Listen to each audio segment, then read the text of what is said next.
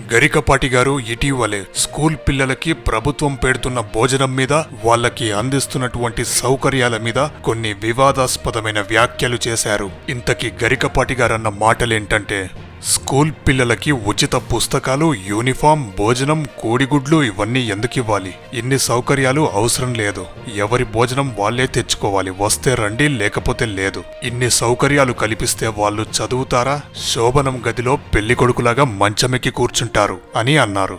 గరికపాటి గారు, మీరంటే నాకు గౌరవం, కానీ ఈ స్కూల్ పిల్లల భోజనం విషయంలో మీరు చేసిన వ్యాఖ్యలు చాలా బాధాకరం. మీరిక్కడ ఒకటి గ్రహించాలి. పేదవాళ్ల పిల్లలు మాత్రమే ఉచిత భోజనం పెట్టే స్కూళ్ళకి వస్తారు.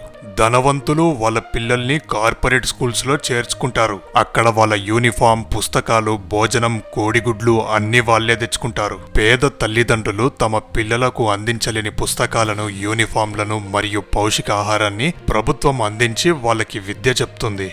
విద్యార్థులకి ఇన్ని సౌకర్యాలు ఎందుకన్నారు కదా? ఎందుకంటే పేదవాడి పిల్లలకి ఏ కారణం చేత చదువుకి దూరం అవ్వకూడదని ప్రభుత్వం తీసుకున్న ఒక గొప్ప నిర్ణయం. దీన్ని మనం అభినందించాలి. నేటి పిల్లలే రేపటి మన దేశ భవిష్యత్తు. వాళ్ళు చదువుకొని పెద్దయ్యాక వాళ్ళు తిన్న భోజనానికి ట్యాక్స్ రూపంలో డబ్బు చెల్లించేస్తారు. వాళ్ళకి కోడిగుడ్డు ఎందుకు పెడతారంటే, మన దేశంలో చాలా మంది పిల్లలు పోషక ఆహార లోపంతో బాధపడుతున్నారు. రోజు ఒక గుడ్డు పెట్టడం వల్ల పిల్లల ఎదుగుదలకు, వారి మెదడు చురుగ్గా ఉండడానికి మరియు రోగ నిరోధక శక్తి పెరగడానికి సహాయపడుతుంది. పెరుగుతున్న పిల్లలకు ప్రోటీన్ చాలా అవసరం. కోడిగుడ్లలో నాణ్యత కలిగిన ప్రోటీన్లు, విటమిన్లు పుష్కలంగా ఉంటాయి. కోడిగుడ్లు తక్కువ ధరలో లభిస్తాయి మరియు అందరికీ అందుబాటులో ఉంటాయి.